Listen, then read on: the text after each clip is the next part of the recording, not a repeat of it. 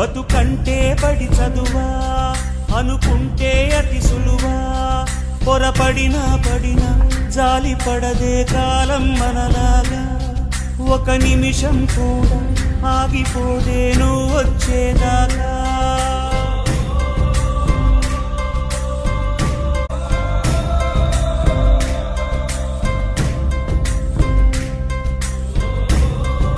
బతుకంటే బడి చదువా